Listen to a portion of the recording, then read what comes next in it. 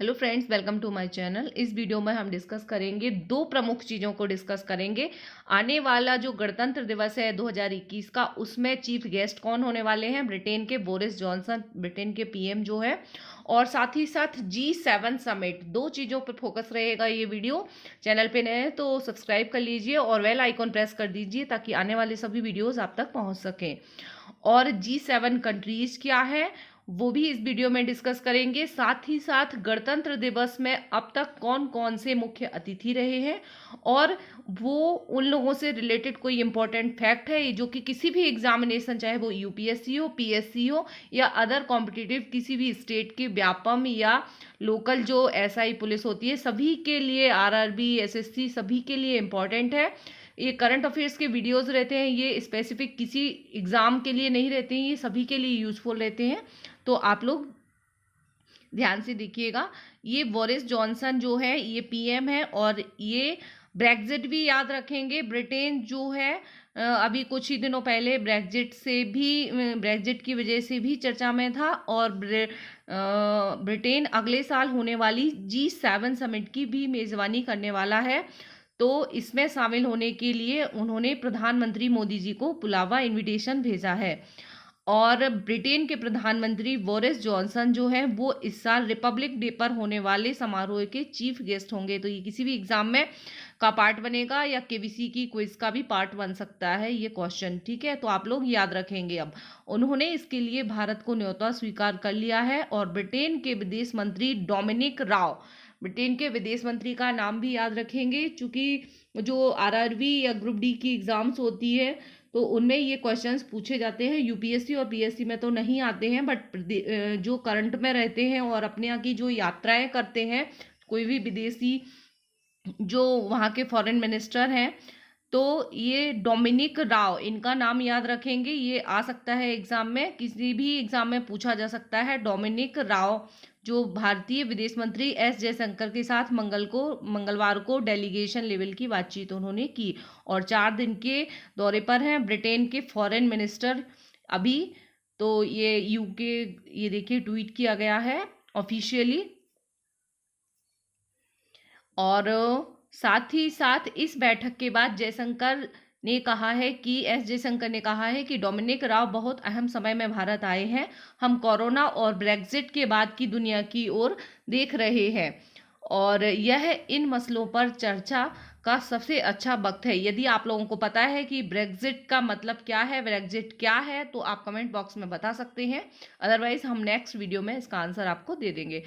और यह इन मसलों पर चर्चा का सबसे अच्छा वक्त है।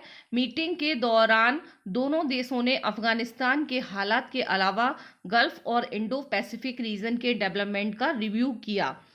इसके अलावा उन्होंने कहा कि भारत के पास इंडो पैसिफिक एरिया के लिए अपना एक विजन है। यह अच्छी बात है कि हम इंडो पैसिफिक के विचार की मान्यता बढ़ रही है। और मीटिंग में आतंकवाद और कट्टरपंथ जैसे उभरी चुनौतियों पर भी बात की गई है। दोनों देशों की ये साझा चिंताएं हैं। भारत के साथ गहरे रिश्ते चाहते हैं। जो वहाँ के विदेश मंत्री हैं उन्होंने कहा कि इस मीटिंग में इस बात पर फोकस रहा कि भारत और यूके के रिश्तों को कैसे हम ऊंचाई पर ले जा सकते हैं और हमने 5 सब्जेक्ट पर ज़्यादा ध्यान दिया है। तो ये जो है इंटरनेशनल रिलेशन, यूपीएससी मेंस या के लिए ये काम आ सकता है या किसी स्टेट पीएससी के लिए। तो ये जो 5 चीज़ें हैं, ये जब हम कोई आंसर मेंस का लिखते हैं तो वहाँ पे ये चीज़ें काम आ जाती है। किसी प्रीलिम्स में नहीं पूछा जाता है, बट आपके आंसर को अच्छा बनाता है इस टाइप के फैक्ट। हमने 5 सब्जेक्ट पर ज़्यादा ध्यान दिया है। इनमें से connecting people, trade and prosperity, defence and security, climate change and health शामिल है। तो ये 5 सेक्टर जो हैं अभी ज़्यादा फोकस रहेंगे। तो ये हम मेंशन कर सकते हैं अपने किसी भी आंसर्स में मेंस के। उन्होंने कहा कि हम 2021 में ब्रिटेन की अध्यक्षता में होने वाले G7 बैठक और यूएन क्लाइमेट चेंज कॉन्फ्रेंस, तो ये दोनों ही ध्यान रखेंगे। यूएन क्लाइमेट चेंज कॉन्फ्रेंस और G7 बैठक, ये दोनों ही ब्रिटेन अध्यक्षता करेगा और इन दोनों के दौरान होने वाली बातचीत का इंतजार कर रहे हैं। उन्होंने कहा कि ब्रिटेन यूएन सिक्योरिटी काउंसिल में भारत की वापसी का स्वागत करता है और ब्रिटेन भारत के साथ आर्थिक संबंधों को और गहरा करना चाहता है। भारत, अब हम देखते हैं कि ये जो G7 ग्रुप है इसमें कौन कौन से कंट्रीज शामिल हैं। तो दुनिया की 7 जो ये अलग अलग हैं, G7 है, G8 है, G15 है, G20 है, अलग अलग ये समूह है। तो इनमें शामिल होने वाले देशों की संख्या के आधार पर ही इनका नामकरण किया गया है। और ये G7 है, चूंकि इस ग्रुप में ग्रुप 7 कंट्रीज हैं। ग्रुप में Canada, France, Germany, Italy, Japan, Britain और अमेरिका शामिल हैं। ये 7 देश इसमें शामिल हैं और भारत इसका सदस्य नहीं है। तो यूपीएससी प्रीलिम्स या किसी भी पीएससी प्रीलिम्स, किसी भी स्टेट की पीएससी हो, उसमें प्रीलिम्स में या एसएससी में क्वेश्चन पूछा जा सकता है कि भारत इनमें से किस ग्रुप का सदस्य नहीं है। तो आपको दे देगा ब्रिक्स, सार्क, G7, G20, तो इस टाइप से आपको क्वेश्चन ऑप्शंस दे देंगे, तो उसमें G7 आपका रहेगा। तो ये पॉइंट आप यहाँ से याद रखेंगे। इस बार गणतंत्र दिवस पर ब्रिटेन के पीएम बोरिस जॉनसन जो हैं वो मुख्य अतिथि होंगे। और अभी तक जो प्रमुख मुख्य अतिथि रहे हैं, गणतंत्र दिवस पर दूसरे देशों के राष्ट्र प्रमुखों को मुख्य अतिथि के तौर पर आमंत्रित करने की परंपरा रही है। संबंधित देशों से संबंधों को मजबूत करने के लिए यह आमंत्रण होता है और मुख्य अतिथि चुनने की प्रोसेस गणतंत्र दिवस से करीब 6 महीने पहले शुरू हो जाती है।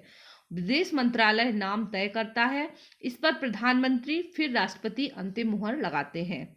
और 1950 में पहले गणतंत्र दिवस पर इंडोनेशिया के राष्ट्रपति सुकर्णो मुख्य अतिथि थे। तो ये आप याद रखेंगे कि जब 1950 में गणतंत्र हुआ था, हमारा देश संविधान लागू हुआ था, तो उस टाइम पे फर्स्ट जो चीफ गेस्ट थे वो इंडोनेशिया के थे, सुकर्णो, इंडोनेशिया के राष्ट्रपति सुकर्णो।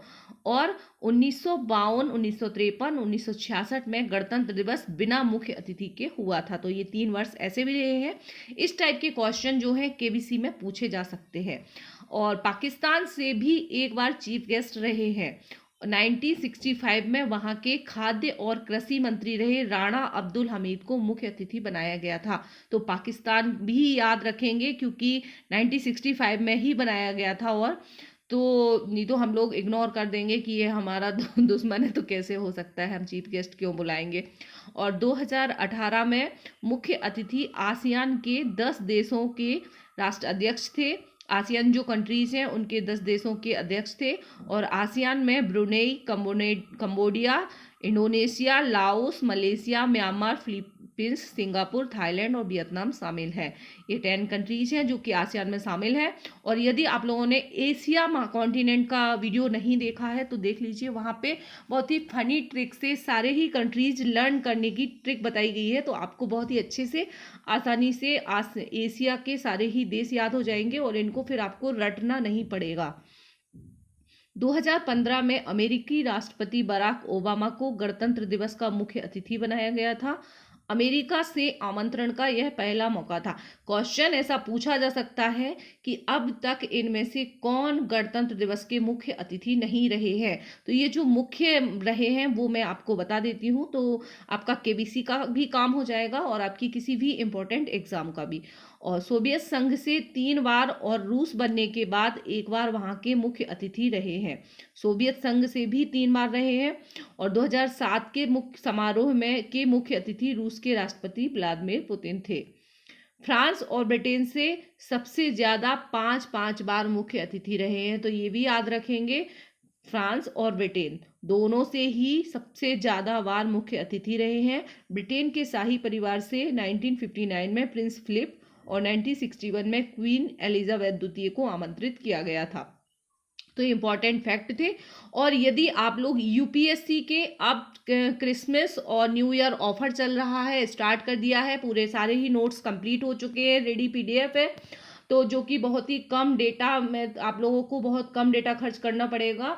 शायद मतलब सभी ऐसी ही पीडीएफ है हर सब्जेक्ट की, 5 MB, 6 MB, 7 MB इतने में बन गई है और इसीलिए इतना थोड़ा टाइम लगा है। सारे ही नोट्स कंप्लीट अवेलेबल हैं, आपको 50% डिस्काउंट में मिलेगा। और टेलीग्राम ग्रुप ज्वाइन कर लीजिए, वहाँ पे आपको इसका पूरा डिटेल दे दिया जाएगा। तो यूपीएससी के मेंस के नोट्स रहेंगे जो कि आपको प्रीलिम्स और मेंस दोनों में ही इंपॉर्टेंट रहेंगे। और जो लोग नोट्स खरीदेंगे उनको ग्रुप में ऐड कर लिया जाएगा, एक ग्रुप बना के। तो उनसे करंट अफेयर्स से रिलेटेड अपडेटेड जो भी नोट्स होते हैं वो उनको वो प्रोवाइड कराते जाएंगे जब तक एग्ज़ाम उनकी कंप्लीट नहीं हो जाती है और सिलेक्शन नहीं हो जाता है।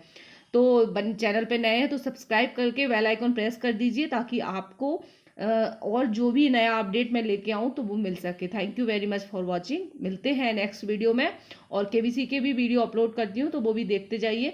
आप लोगों की रिक्वेस्ट थी कि केबीसी के लिए कि मैं आऊँ लाइव, बट मैं नहीं आ पा रही हूँ, टाइम नहीं दे पा रही हूँ, तो उसके लिए sorry. Thank you very much for watching.